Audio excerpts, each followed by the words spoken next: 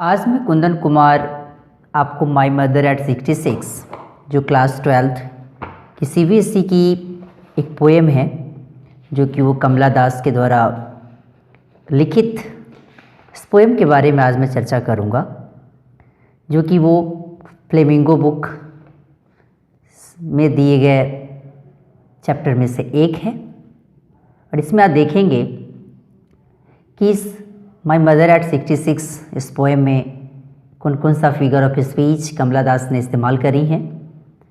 कमला दास का जन्म कहाँ हुआ था, कमला दास को आज हम किस पोएट के नाम से आज भी जानते हैं जो कि पोएटेस हैं, इसके बारे में आज मैं चर्चा करूँगा, क्योंकि फर्स्ट टर्म में अभी इस पोएम को पढ़ना भी है और इसको गौर से पढ़ेंगे भी आप। इसमें खास करके मैं थोड़ी सी बातें करूँ कमला दास पोएटेस के बारे में कि कमला दास का जन्म कब हुआ था। तो मार्च 31 1934 में इनका जन्म हुआ। कहाँ? तो केरला में। और डेथ इनकी 31 मई 2009 को पुणे में हुआ। इनका जो पेन नेम है, जो कि अभी आप यहाँ देखेंगे भी, माधवी कुटी इनका पेन नेम भी है।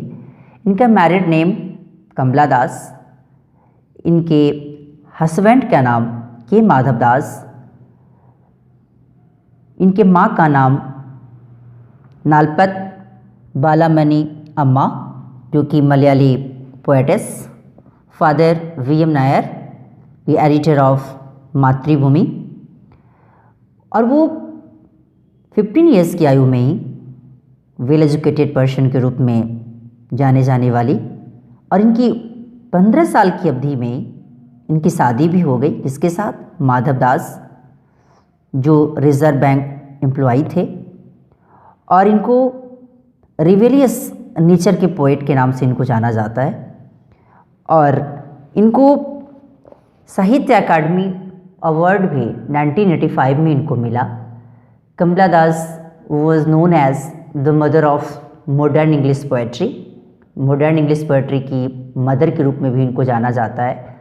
और इन्होंने 42 ईयर्स की उम्र में इन्होंने अपनी ऑटोबायोग्राफी, जिसका नेम उन्होंने क्या दी, माई स्टोरी इन मलयालम, क्योंकि अंत्य कथा के रूप में इनको जाना गया। बाद में इनको इंग्लिश भाषा में भी इसको ट्रांसलेट किया गया। इवन 14 अदर लैंग्वेज में भी इन्हें इस ऑटोबायोग्राफी को ट्रांसलेट किया गया। कमला दास कोई कन्फेशनल पोएट के रूप में भी इनको जानते हैं। और इन्होंने अपने बारे में अपने आप को sinner, I am a sinner, I am a saint, I am betrayed भी अपने आप को एक्सेप्ट करी है इन्होंने। और Kamala Das is known for controversial writings के रूप में भी अपने आप को मानने वाली कमला दास को माना जाता है। और अपने आपको इन्होंने 1999 में 65 ईयर्स की उम्र में इस्लाम धर्म को इन्होंने स्वीकारा। और अपने बारे में कहते भी हैं कि I fell in love with a Muslim after my husband death. मैं मुस्लिम लड़का से मेरे और उस लड़के के बीच लव अफेयर भी हुआ, लेकिन कब? मेरे पति के मरने के बाद। और यही मुस्लिम नेम कमला दास का कमला सुरैया के नाम से भी आप जानते हैं, नहीं?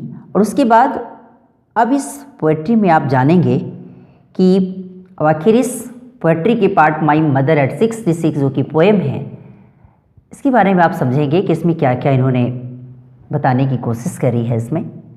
और ये डिपार्टिंग पोएम है, नहीं? एक दूसरे से अलगाव और अपने आप को शो करता हुआ कि कैसे आप इसमें देखेंगे।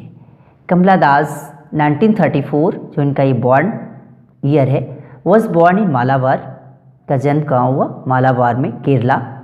She is recognised as one of India's foremost poets. सबश्रेष्ठ पोएट्स के रूप में भी इनका नाम आता है, पहचाना भी जाता है इन्हें। Her works are known for their originality. इनकी जो वर्क्स, उनकी जो, यहाँ वर्क्स का मतलब उनका काम नहीं है, यहाँ रचना, उसकी जो रचना है जो आज भी उनकी ओरिजिनलिटी के नाम से जानी जाती है, वर्सेटिलिटी के नाम से जानी जाती है।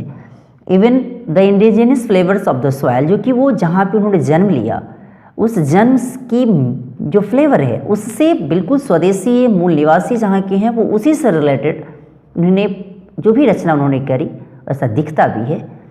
And Kamala Das has publish many novels and short stories in English. Kamala Das ने बहुत सारी नॉवेल्स भी शॉर्ट स्टोरीज भी पब्लिश कराई इसमें इंग्लिश में। And Malayalam under the name Madhavikutty, जिस समय उनका नाम माधवीकुट्टी ही था। Some of her works in English include the novel alphabet of lust 1977 में, a collection of short stories Padmavati, the harlot and other stories 1992 में। In addition to 5 books of poetry, खास करके 5 बुक्स ऑफ पोएट्री जो उन्होंने addition के रूप में भी कराई, इसमें भी इसकी चर्चा इन्होंने करी है। She is a sensitive writer who captures the complex of titles, जो कि एक सेंसिटिव राइटर हैं वो, जो उन्होंने अपने आप को किसको कैप्चर्स करी है, तो ह्यूमन रिलेशनशिप्स की जो कम्प्लेक्स सब्लिटिटीज़ है, जो बारीकी, जो उसकी जटिलता है इंसानों के रिलेशनशिप, उसके बारे में उन्होंने बताया भी है। इन लिरिकल एडियम, इसमें तो भी काव्यात्मक जो लिरिक जो एडियम है उसके रूप में उन्होंने बताने की कोशिश करी है। My mother eight 66 is an example, जो कि माई मदर एट 66 जो एक पोएम है जो कि 1999 में इसको पब्लिश कराया गया था, इसमें उन्होंने इसकी चर्चा भी करी है। अब जैसा हम इस पोएम पे आते हैं, देखते हैं कि पोएम इन्होंने क्या बताई है, इसके बारे में भी आप देखेंगे भी।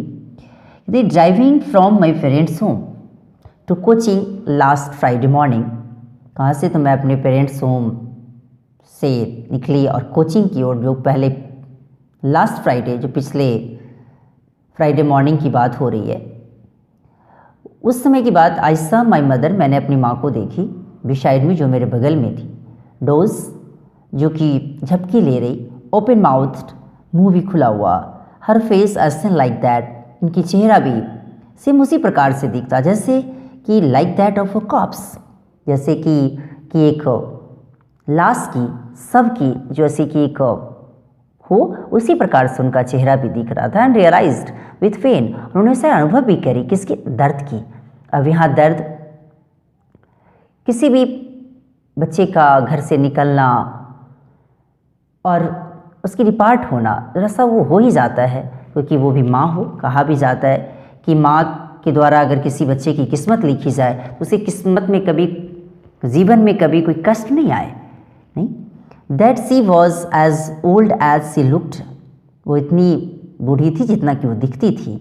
But soon put that thought away, अचानक कुछ ही देर बाद उसकी यादें भी चले जाना, सब कुछ खत्म हो जाना। And looked out at young trees sprinting, और अचानक फिर वो बाहर की ओर देखना, किस पर, तो यंग ट्रीज स्प्रिंटिंग, जो कि जो बिल्कुल यंग ट्रीज़ हैं, जो वो तेज़ी से जब वो जैसी गाड़ी वहाँ से निकली तो अब वहाँ से पेड़ पौधे सब पीछे को खिसकते जा रहे थे, उसके ऊपर बड़ी गौर से उन्होंने देखी। द मेरी children spilling out of their homes, वो जो बिल्कुल खूबसूरत जो बच्चे लोग हैं जो अपने घर से बाहर निकलते हैं, उसको भी देख रही थी। But after the airports security check, लेकिन तुरंत एयरपोर्ट्स की सिक्योरिटी चेक के जिस बाद स्टैंडिंग अ फ्यू आवर्स, कुछ ही दूरी पर वो खड़ी हुई, जो कि भी दिख भी रही थी। I looked again at her wan pale, जो कि दूरी पर निकलती हुई मैंने पुनः फिर उनके ऊपर देखी। वैन, जो कि चेहरा बिल्कुल पीला पड़ा हुआ, पेल बिल्कुल मुरझाया हुआ। As a late winters moon, कैसे, जैसे कि बिल्कुल लेट रात अर्थात विंटर्स कि वो मून, चंद्रमा, उसी प्रकार से अनुभव करे वो, जैसे कि बूढ़े, स्थिति, उसकी स्थिति इतनी गड़बड़ थी कि अरे बिल्कुल अब जा रही है बच्चे को छोड़, उस प्रकार की यादें वहाँ भी दिखता हो, प्रतीत हो रहा था। और यहाँ सिमली वर्ड, यहाँ भी देख रहे हैं ना, एज लगा हुआ है। ये एज और लाइक वर्ड जनरली हम फिगर ऑफ स्पीच सिमली का इस्तेमाल करते हैं। वो फैमिलियर, एक आज भी फैमिलियर जो परिचित होने का जो दर्द है, बच्चे जा रहे हैं, डिपार्ट हो रहे हैं हमसे। माई चाइल्डहुड्स फियर, मेरे बचपन का जो डर है, नहीं, क्योंकि मैं आज अपनी माँ को खो रही हूँ। But all I said was, लेकिन मैं सारी बातें, मैं बिल्कुल, सी यू सून, चलो मैं तुमसे बहुत जल्दी ही मिलूँगी अम्मा। All I did was smile and smile and smile, मैं सारी बातों को मैं क्या करता रहा, मैं सारी बातों को बिल्कुल मुस्कुराता हुआ, मुस्कुराती हुई सारी बातों को मैंने कह डाला, नहीं कि चलो माँ, फिर ठीक है माँ, मैं तुमसे पुनः फिर मिलूँगी। और इस पोएम में वो अपनी माँ को समझाती हैं। She assured her mother that they would be seeing each other again soon, मैं बहुत जल्दी ही अपने लोग पीना फिर मिलेंगे। And all the while even though she was in great agony the smile never left her face. लेकिन इस जो कि व्यथा है, जाने का दर्द भी है, लेकिन फिर भी अपने चेहरों पे थोड़ा भी वो स्माइल अभी कम नहीं कर रही हैं। और उसे लगता है कि चलो वह ठीक है, पुनः हम लोग न फिर मिलेंगे, पुनः ये दर्द हम लोग का पुनः खत्म हो जाएगा। नहीं, अब इसमें पोएट अपने आप को किस चीज़ों का अनुभव करती है, तो ये पोएट अपने आप को डिपार्ट कर रही है, उसकी अनुभव करती है कि आखिर जाने के समय दर्द क्या होता है। और वीडियो आपको कैसा लगा इसके बारे में लाइक, सब्सक्राइब एंड कमेंट करना ना भूलें। Thanks a lot.